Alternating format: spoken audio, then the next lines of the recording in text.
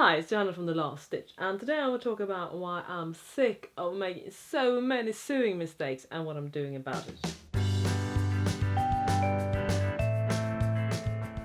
First, I will give you a bit of a background story. As I talked about before, I've sewn for a very long time. In fact, I began sewing my own clothes 33 years ago, and the thing is, I still occasionally make very random beginner's mistakes, and also I find that my motor skills and some of my sewing techniques has a lot of room for improvement, even though I've spent hours and hours and hours on this particular craft.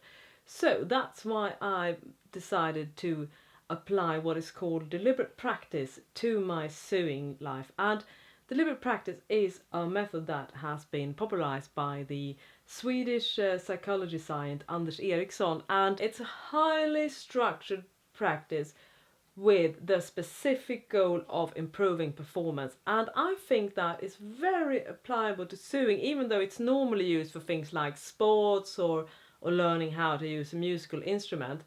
So how am I personally applying this to my own sewing? Well, I do it in several different ways. And first up is that I always try to challenge myself, and I've stopped being fearful for trying out sewing techniques that I've sort of deemed too difficult or too hard for me, or just being fear of failure, and I've decided that I will do them anyway. And obviously challenging yourself is one of the key ingredients to improve your performance and learn new things. So that's why I'm doing now. I'm always picking out sewing techniques that I've not tried before and then try to learn them and then move on to other things. And the second thing that I do is that I'm very systematic now with my sewing practice. So for instance, before I do a new sewing techniques, I always make a lot of samples. I experiment with various settings on my sewing machines, and I do repeat that process over and over again until I feel confident enough to start actually sewing on the actual garment. Only do the hard stuff when I can fully concentrate, and for me that means I do most of my sewing now on the weekends and not on the weekdays. And the reason for that is that on the weekdays I'm usually quite tired and often a bit stressed, and I try to squeeze in, half an hour here and there, and that is not enough time for me to be fully engaged in what I do.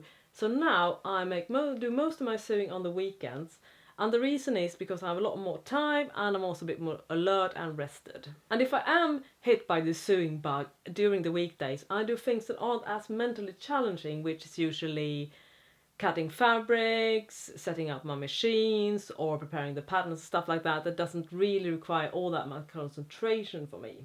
Another component of the deliberate practice is to repeat this process over and over again until you learn it fully. And that's the thing I think is the biggest struggle for me when it comes to sewing, because obviously if I spent a whole year dedicated to inserting zippers, I would obviously come out really, really good at it.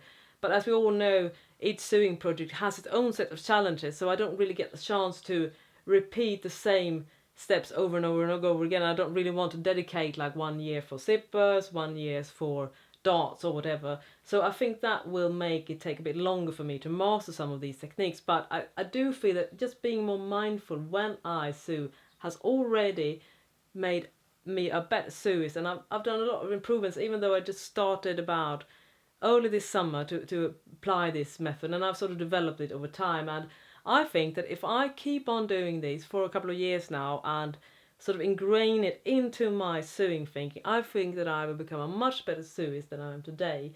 And it's never too late to learn the new things. And also a great thing about getting a bit older I've learned is that your brain is actually better at processing information and learning from your mistakes, and that's what I'm trying to take advantage of now as I'm heading into the middle age of my life. So hopefully that will also be a bonus when I'm approaching this new deliberate practice for my sewing. So that was all for me today, and if you want to see the results of a lot of these experiments that I talked about, you can check out my blog thelaststitch.com, where I have done a lot of tutorials about these particular systematic methods that I've done and all the experiments and different techniques.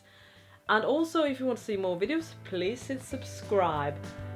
Stay safe, and remember, it's the struggles that makes you smarter. Until next time, bye bye.